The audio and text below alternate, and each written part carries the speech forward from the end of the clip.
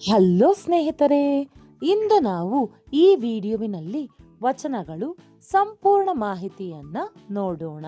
ಅಂದ್ರೆ ವಚನಗಳು ಎಂದರೇನು, ವಚನಗಳ ವಿಧಗಳು ಮತ್ತು ಉದಾಹರಣೆಗಳನ್ನ ಸಂಪೂರ್ಣವಾಗಿ ನೋಡೋಣ.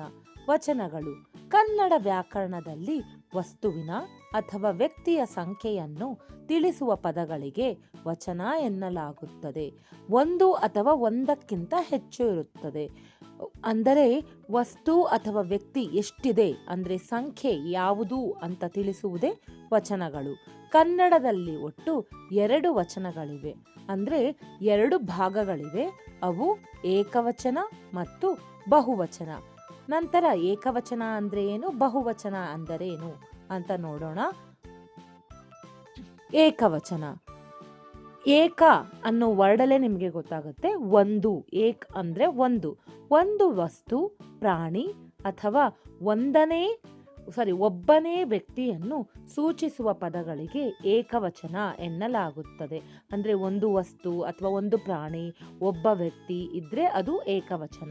ಉದಾಹರಣೆಗೆ ಮರ, ಹುಡುಗ, ಹಸು, ಪುಸ್ತಕ, ಅವನು, ಅವಳು ಇವೆಲ್ಲವೂ ಒಂದನ್ನೇ ಸೂಚಿಸುತ್ತದೆ. ಆದ್ದರಿಂದ ಅದು ಏಕವಚನ. ಬಹುವಚನ, ಒಂದಕ್ಕಿಂತ ಹೆಚ್ಚು ವಸ್ತುಗಳು, ಪ್ರಾಣಿಗಳು ಅಥವಾ ವ್ಯಕ್ತಿಗಳನ್ನು ಸೂಚಿಸುವ ಪದಗಳಿಗೆ ಬಹುವಚನ ಎನ್ನಲಾಗುತ್ತದೆ. ಅಂದ್ರೆ ಒಂದಕ್ಕಿಂತ ಹೆಚ್ಚು, ಎಷ್ಟು ಬೇಕಾದರೂ ಇರಬಹುದು, ಅದನ್ನ ಬಹುವಚನ ಅಂತ ನಾವು ಕರಿತೀವಿ. ಉದಾಹರಣೆಗೆ ಮರಗಳು, ಹುಡುಗರು, ಹಸುಗಳು, ಪುಸ್ತಕಗಳು, ಅವರು ಮುಂತಾದವು ಇವೆಲ್ಲ ಒಂದಕ್ಕಿಂತ ಹೆಚ್ಚಾಗಿ ಸೂಚಿಸುತ್ತದೆ.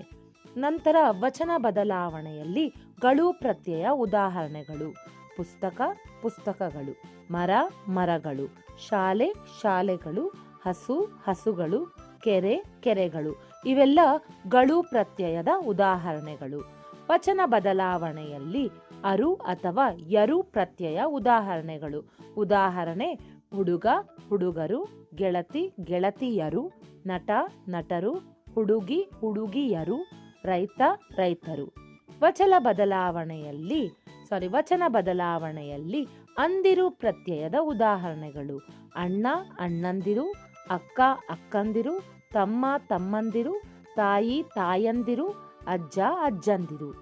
ವಚನ ಬದಲಾವಣೆಯಲ್ಲಿ ವು ಪ್ರತ್ಯಯ ಉದಾಹರಣೆಗಳು: ಅದು, ಅವು; ಇದು, ಇವು; ಚಿಕ್ಕದು, ಚಿಕ್ಕವು; ದೊಡ್ಡದು, ದೊಡ್ಡವು; ಎಲ್ಲದು, ಎಲ್ಲವು ಇವೆಲ್ಲ ವು ಪ್ರತ್ಯಯದ ಉದಾಹರಣೆಗಳು. ಹೀಗೆ ಏಕವಚನವನ್ನು ಬಹುವಚನವನ್ನಾಗಿ ನಾವು ಬದಲಾವಣೆಯನ್ನು ಮಾಡಬಹುದು. ಈ ವಿಡಿಯೋ ಇಷ್ಟವಾದರೆ ನಮ್ಮ